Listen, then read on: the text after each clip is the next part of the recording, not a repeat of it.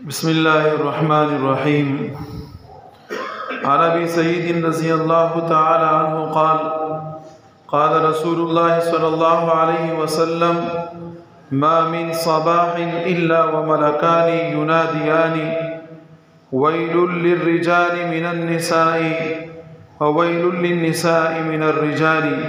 نبی اکرم صلی اللہ علیہ وسلم نے ارشاد فرمایا کہ ہلاکت ہے مردوں کے لیے عورتوں کی وجہ سے، اور عورتوں کے لیے ہلاکت ہے مردوں کی وجہ سے۔ ہر روز دو فرشتے اعلان کرتے ہیں۔ اب یہ جو اعلان کرتے ہیں فرشتے، تو فرشتوں کی یہ اعلان فرشتوں کی اپنے آپ کی طرف سے تو نہیں ہے، یہ اعلان اللہ کی طرف سے ہے۔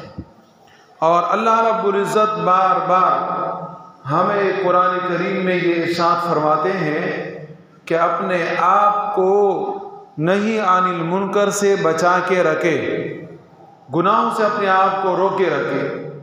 اور گناہوں میں بڑا گناہ جو سب سے بڑا گناہ ہے جس سے معاشرہ تباہ اور برباد ہوتا ہے وہ زنا ہے۔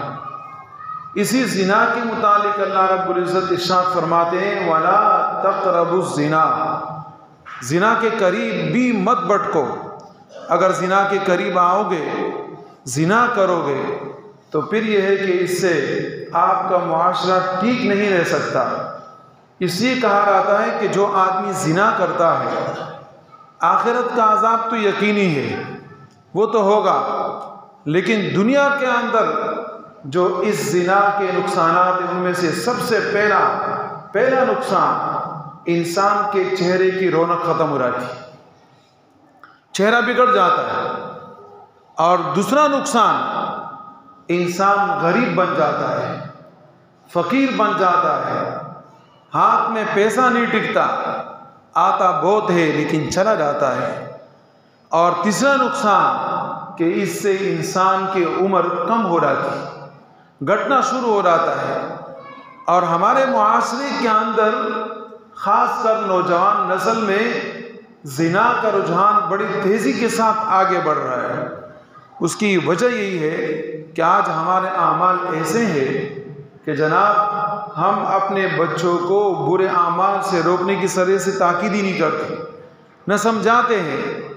اللہ رب العزت کی طرف سے یہ اعلان جو ہوتا ہے، کم از کم یہ احادیث ہم اپنے گھر میں جا کے اپنے بچوں کے سامنے، بیوی کے سامنے، بڑے اور چھوٹوں کے سامنے تو بیان کرے کہ نبی علیہ السلام نے ہمیں یہ آداب سکھائے ہیں کہ مردوں کو چاہیے کہ عورتوں سے اپنے آپ کو بچا کے رکھے، اور عورتوں کو چاہیے کہ مردوں سے اپنے آپ کو بچا کے رکھے۔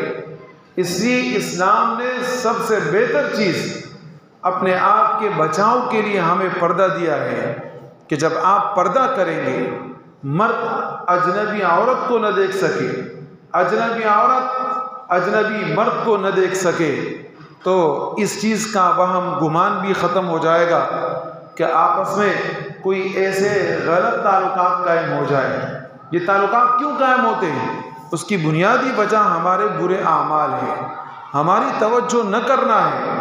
اور اللہ رب العزت کی طرف سے ہر روز فرشتے اعلان کرتے ہیں کہ سنو، مردوں کے لیے عورتوں کی ہلاکت ہے، عورتوں کے لیے مرد ہلاکت ہے، لہذا اپنے آپ کو بچا کے رکھے۔ اللہ رب العزت ہمیں عمل کی توفیق عطا فرمائے۔